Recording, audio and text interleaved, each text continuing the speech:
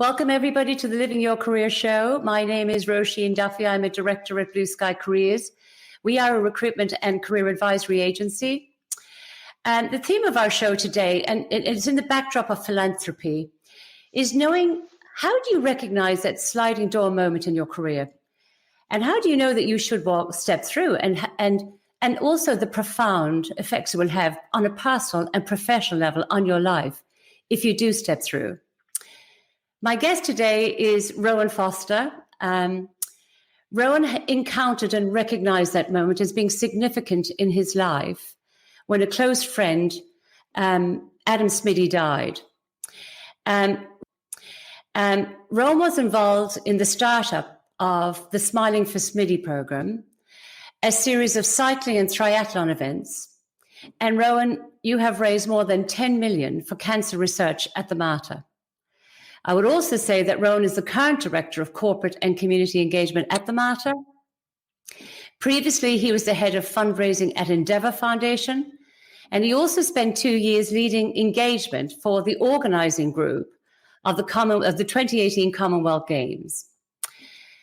Rowan Foster, welcome to the show. Thanks, Roisin. Sorry, I'm having a few tech difficulties there. I can't hear too well. So are you hearing me okay? I'm hearing you perfectly. Okay. It's not working too well on my end, sorry. It's a bit sort of rumbled with your audio, sorry. So can you hear me now can you hear me now if I speak to you? That's a lot better now. Thank you. All right, that's fantastic. I guess, Rowan, philanthropy, it's a very broad discipline.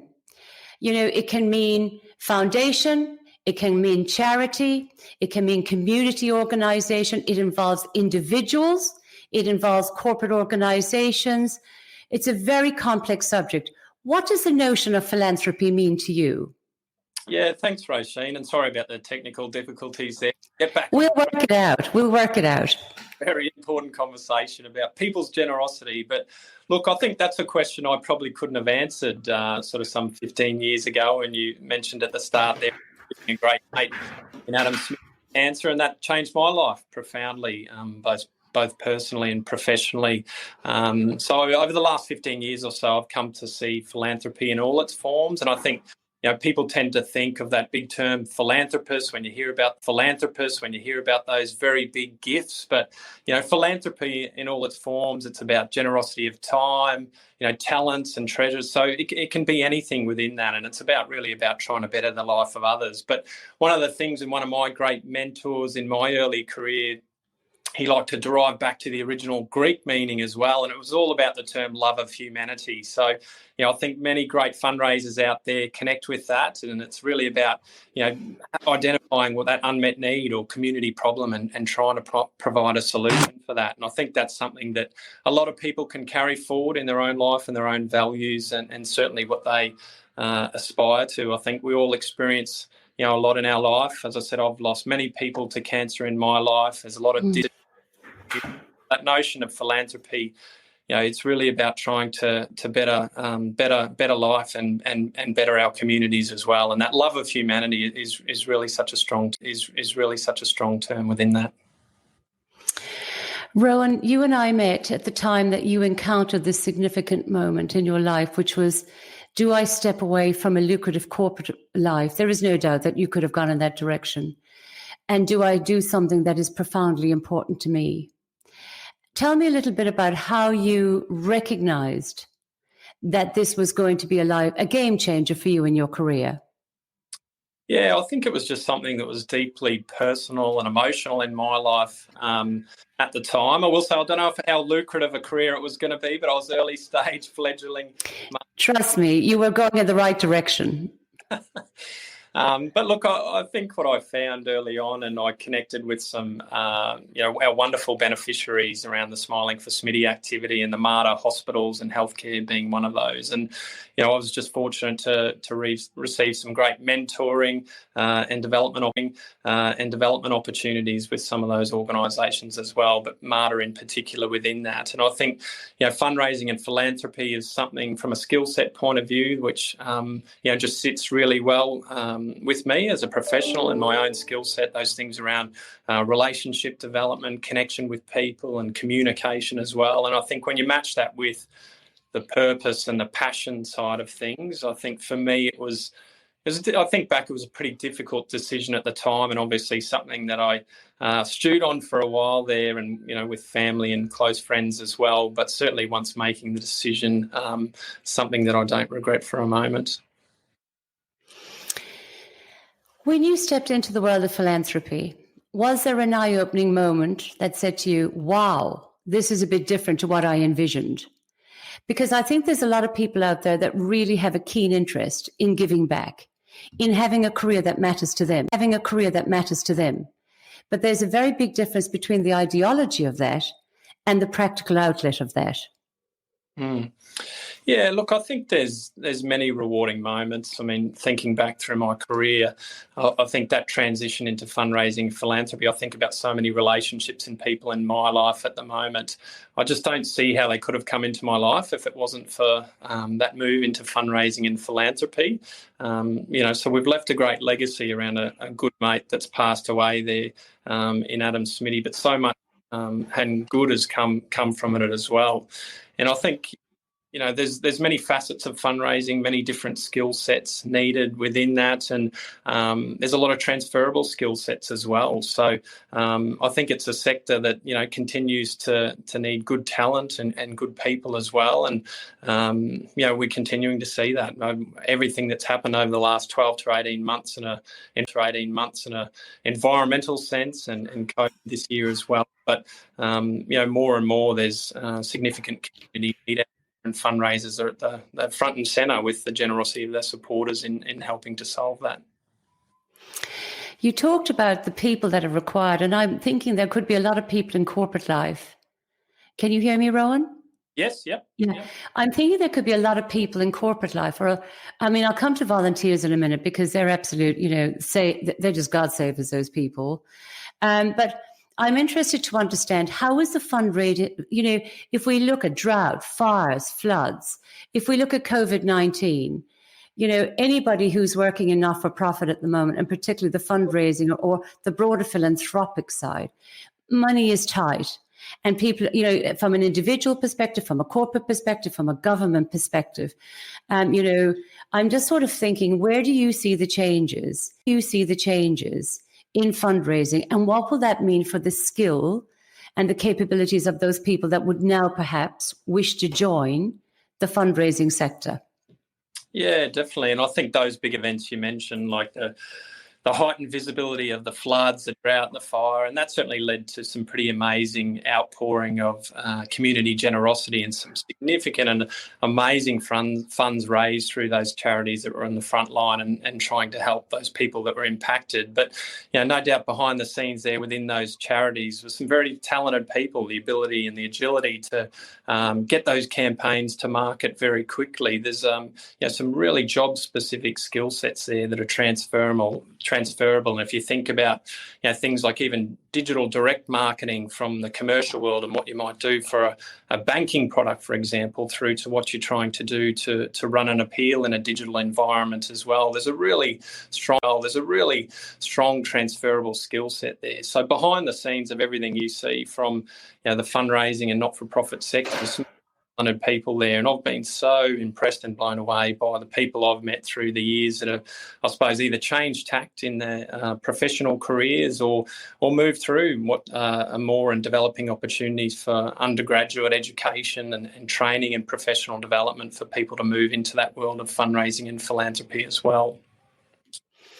When you look at fundraising, and you're a director of fundraising, you do the engagement, the communication. And as you know, I've had experience of your engagement and stakeholder skills for the Smiling for Smitty campaign. I'm interested, how do you identify what is important when you have so many different facets? You're a director of fundraising. You're one of the senior people in what you do right now, inspiring the hearts and minds of the people that work with you and the people that you have to connect with to raise money for important causes. How do you prioritize that effort in terms of what's important? Yeah, look, I think, whether that's recruiting people into your organisation and people that connect with your mission and your purpose, I think for fundraisers, first and foremost, it's about that integrity and transparency as well. And that's a big part of being a professional fundraiser. If you think about sort of that notion of philanthropy and people giving with their generosity, whether that's time or money or otherwise, we as fundraisers are stewards of that generosity and time as well. So, the ability to be able to communicate and create relationships and be trusted within that sort of integrity and transparency and reporting back on impact. I mean, that's all so critical at the front line of that. I think for those that are, career fundraisers and professional fundraisers, I think we all acknowledge the work of our professional bodies in supporting that as well. I mean, things like organisations like Fundraising Institute of Australia do a wonderful job with the CEO, Catherine Raskob, and her team as well. They've just transformed a lot of what they do over the last few years to really put that emphasis on the integrity and credibility of the profession as well within that. And there's things like the FIA code, which was introduced a few years ago, which was all about the ethical conduct of fundraising within that. And it's something that I believe in very strongly, but also, what I want my team to sort of commit to and connect to as well in the way that they conduct themselves as well. Because I think even if, and I often go back and think about my own personal giving and giving to multiple charities, you can have many and varied experiences across those charities in communication and storytelling as well. So I think it's just really important that we put the onus of responsibility and emphasis on ourselves as fundraisers to be good stewards of that philanthropy and generosity, and that's really critical for me and what I'm looking for people in the team, and obviously how they drive forward and sort of serve the mission of those charities. I'm curious, we talked about different campaigns, and obviously Smiling for Smitty, and there's been other campaigns as well that you've been instrumental in. I'm wondering, we all have all of these. It's somebody's birthday, I want to raise money for charity. Somebody's running, I recently gave money, for example, to domestic violence or, food bank. We all have so much demand right now, and times are so critical in terms of the priorities of the time, in terms of what we give money to. So, as you know, I've always had a great belief in contributing to cancer. I have lost people to cancer, and it's been, I was reeling after that experience. How do you, I suppose, stop people from growing numb and keep them captivated and engaged? Because it's coming into our phones, it's coming into our email, it's coming into it's coming through mail. Please contribute, please contribute, please contribute. And as you say, the techniques and the tools are getting more sophisticated, more insightful. How do you stop people from being numb to your causes? That's a curious one.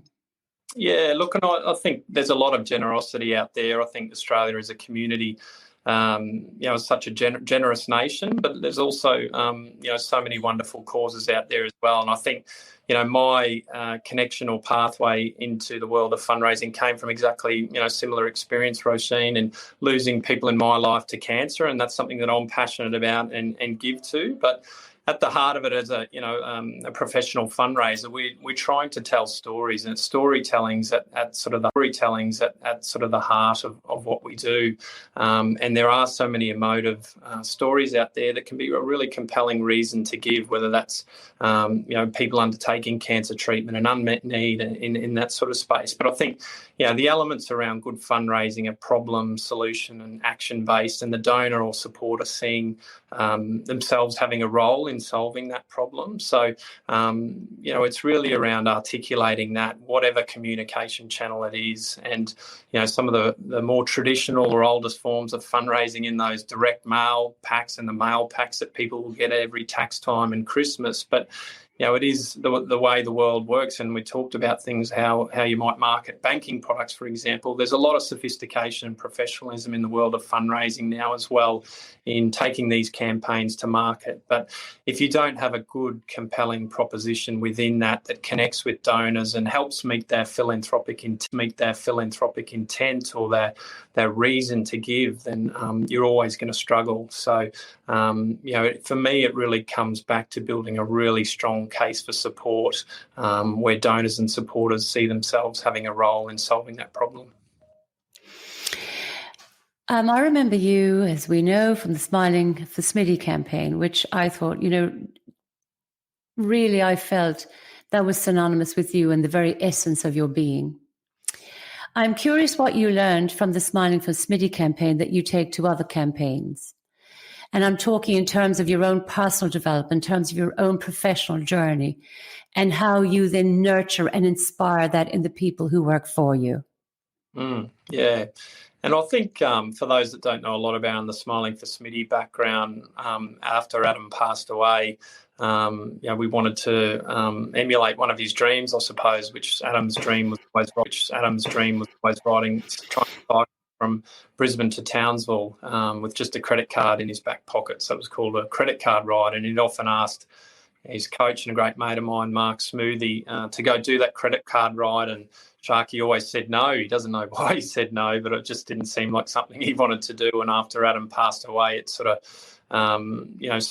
took that, that occurrence to really inspire Sharky to live out Adam's memory within that. But, that's afforded me amazing experience for many, many years there, taking groups of sort of 50 cyclists, cycling 1,600 Ks in 8 days, so 200 Ks a day, around that kind of thing. And I think what I learnt the most or valued the most out of that was connection to people and community, and understanding people and what they can achieve. I think so if I think in a professional context there, it really comes down to those things like never underestimating people and what they can achieve or what they've got within themselves. I think sometimes it's not until we're really challenged or pushed to our limits that people can respond in amazing ways. And I think I think about that in a context of cycling a bike, but also in a professional context as well, setting people, challenges in front of them and giving them something to aspire to and evolve and develop in their roles as well. So I think that's something I come back to and have conversations with team members about as well. Where do you want to get to? What do you want to achieve? Those kind of things are important conversations. And I think, there's certainly some parallels there from the early days with Smiling for Smitty. For those people listening to today's show, there may be people out there already who are thinking, I want to get into philanthropy. I mean, I certainly feel as I've got older, I think probably in my 20s, I was an absolute capitalist. And I think as I've approached my 50s, I've become absolutely somebody who's very, very keen to support others, and particularly those in need. For those people that may be thinking, whether they're in corporate world, volunteer world, or starting out in their careers, and they've come to this point, this pit stop, I need to do something that means something to me. What would be the best tips you would give them in terms of, is it education? Is it trying to get experience? Do they need the experience in fundraising to get into fundraising? What would you say to them in terms of preparation to enter the fundraising philanthropy world? Yeah, I think, first and foremost, the opportunity is there. As I said, many charities and not-for-profits are crying out for great people. They want capability in people, as do many organisations and sectors, of course. But the great thing about fundraising is it's so often there's a transferable skill set, and we've touched on that a couple of times through the conversation already. But whether you're a great digital marketer in the commercial world is something that can do amazing things in the not-for-profit and charitable space, in driving campaigns, acquiring donors, and the success of cash giving appeals and those kind of things as well. I'm recruiting for a corporate partnership role at the moment, and what's great to see is there's a really good balance and mix between people who have direct not-for-profit and charitable experience and partnering experience through to people who've worked in sales and business development in the commercial world as well. And I think for me, it's about how do we look at that transferable skill set and see that they can be successful in a fundraising context as well. So, I mentioned before I had no real connection to fundraising and philanthropy before Adam passed away. So it absolutely changed my life and opened to my eyes, what you can achieve as a professional within it as well. And I think, more and more lately, see bodies like QUT, the Queensland University of Technology, that not-for-profit studies. They've got an undergraduate business course in non-profit and philanthropy studies, and a lot of postgrad, and there's a ton of professional development opportunities. So some of the first points I'd just suggest to people is, start to understand and look at the sector a little bit more, reach out to people or connect with people, even in charities you may have given to in the past, and inquire with them as well. That might even lead to a job opportunity, always looking for good people as well. But, have a look at a potential mentor in the sector to transition that. Have a look at the Fundraising Institute of Australia website. There's a whole range of professional development and networking opportunities as well. So attend some events, meet other fundraisers, and do those kind of things. The more that you can sort of dive into the sector, I think you'll start to realise the kind of opportunity across. And I think, there's lots of different job bulletin boards and things around fundraising specific roles. So I think if you just get in a rhythm of checking some of those, you'll quickly work out that there's some opportunities or job specific skill sets that may align to you. It occurred to me, Rowan, fundraising is, to me, a weekend job, an evening job. You do your work from 9 to 5, and then you've got to get out and meet people, and your fundraisers are rarely ever happening, I imagine, between what we call our standard working hours. Firstly, I guess, when you decided to tell your partner, and now the mother of your children, this is going to be my career, because, that takes a lot of support. And that's somebody who's got to absolutely heart and in their head support you 100%. So I'm curious to know how do you first manage that from a work-life balance perspective and still do the things that you need to do with your children and your partner, because it is all-encompassing. Yes, and it would be remiss of me not to call out my wonderful wife, Roisin, for all of that. And Carlene's been a wonderful supporter for me, and I think, obviously, first and foremost, she knew Adam Smitty and that connection and purpose for me, so that, when my first foray, it was pretty easy to get that support from someone who loves you and backs you in the things that you do. But, I think, particularly in my area and heading up corporate and community space at Marta, there is a lot of that time outside of office hours. And a lot of that ties back to the many wonderful people in our community of support who are hosting events, doing activities, fundraising for Marta out there in the community. And those events are happening at, weeknights, weekends, all times of early hours, all times of days as well. So, I think it really comes down to, obviously how you want to connect with those people and the support that you want to provide them. And I think the other part of it is just, the flexibility to understand that you can work in a good place, a workplace that can support those kind of things as well. So, my team, for example, they're out there a lot from week to week at various events and activities. And, for me as a manager and leader of people, it's about just recognising the time that they give into that and making sure that they take some downtime and connect back in with their families. There's same situation to me, people with young families, and they need to spend time with those families as well. So there's always the balance around that and the flexibility that a good workplace has as well. But, COVID's been an interesting thing as well. We've been able to do that and, work remotely and so on. And, whilst fundraising events have been significantly impacted, there's been a lot of generosity and giving from communities across Australia for a whole range of sort of reasons and continued causes and needs. So, there's always that sort of balance needed. But, I think, family first and foremost always needs to stay there at the top rung. I'm curious, and people would think about, you work for, I've known you since your days in government and elsewhere, but then you went to the Commonwealth Games. You were director of fundraising at Endeavour. And of course, you were at Marta and then went back to Marta. And I'm curious to know, how do you choose who you work for? And what advice, because fundraising in one camp can be very, very different to what it presents as in another environment. How do you choose who you work for? And I guess in that, what advice would you have for others in terms of if they're wishing to move in their fundraising career or move into a fundraising career? How do you select and why do you select? Yeah, look, and I'm glad you raised the Com Games role as well. I think I was sort of, certainly saw myself as a career fundraiser, but I had a unique opportunity to go and head up stakeholder engagement for the organising committee for Commonwealth Games, and which was held in 2018. So I spent about 2.5 years there. But I think what that, and I'm part of the reason of diverting or jumping over to that role was I'd always aspired to sort of work on those big scale sporting events. I've been very passionate about sport, and did my internship at uni in comms with the Queensland Rugby Union and that side of things. So I always was very interested in that. And so I had an opportunity, and I thought, gee, this is another great sort of sliding door.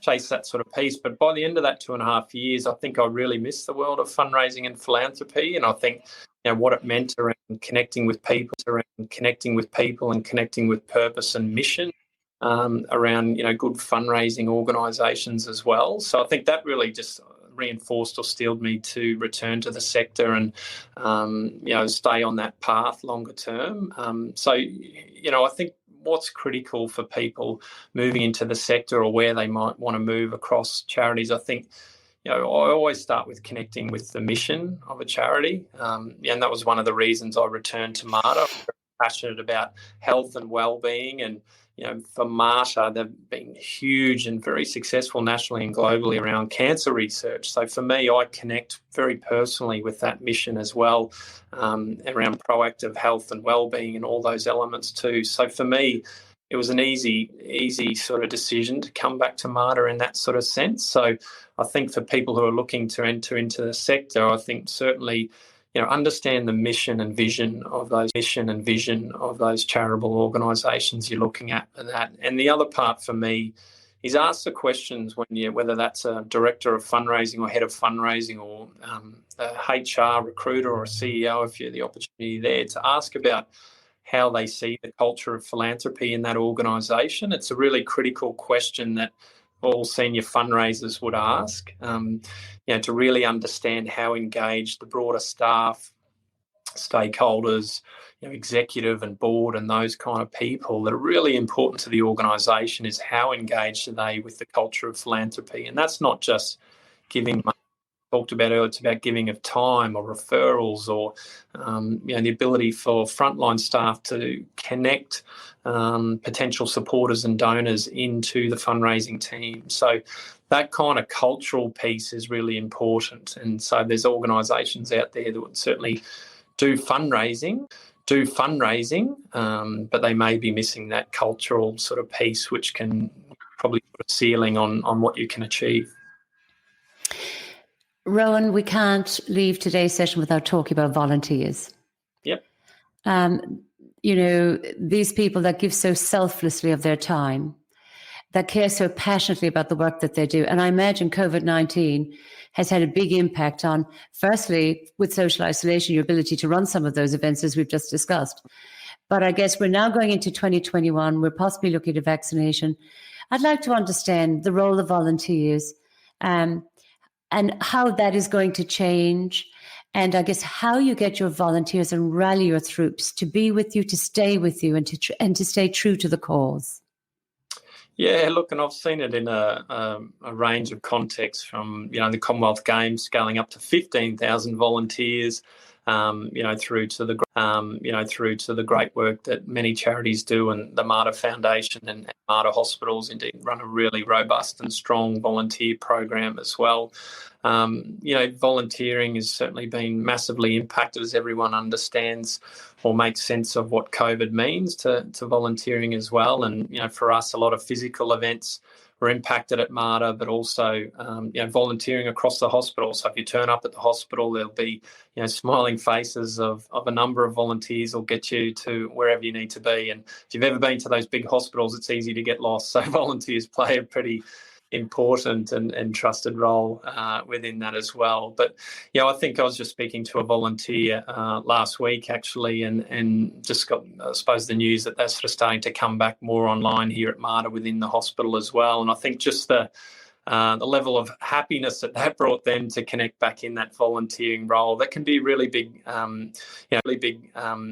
space for volunteerism in people's life as well. So, across fundraising and the charitable sector, they serve any number of great roles and support for our community of supporters as well. From, we run big mass participation fund runs, which we'll hopefully do again in March next year, COVID pending, but that's all on track, and we need hundreds of volunteers for that kind of piece.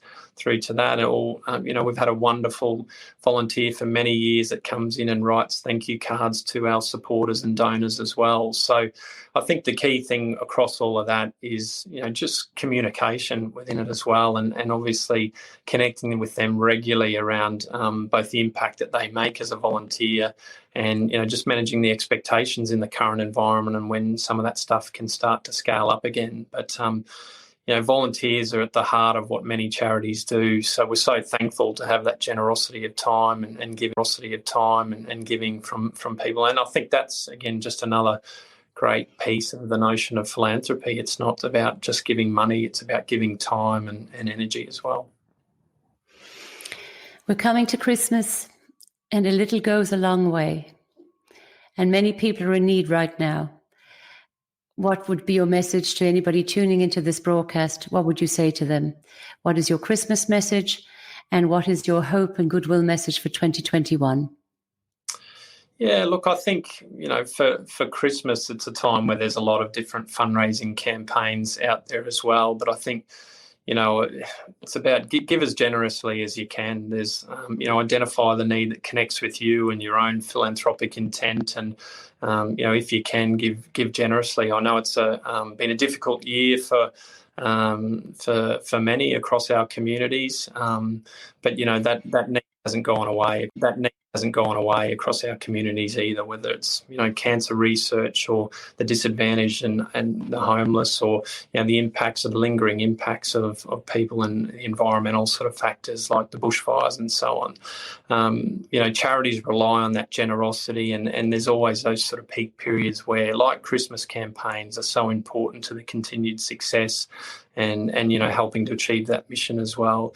I think for those people that, Christmas is always a good time to reflect on, your career and where you want to be over, coming 12 months and more and longer. And I think for those that have taken anything from today or piqued curiosity in what they might want to do in the world of fundraising and philanthropy, then I'd certainly encourage you to look at that and don't doubt yourself in the sense that you could make a valued and meaningful contribution to the sector as well. As I said, there's a lot of opportunity out there for people with a whole range of skill sets and backgrounds as well.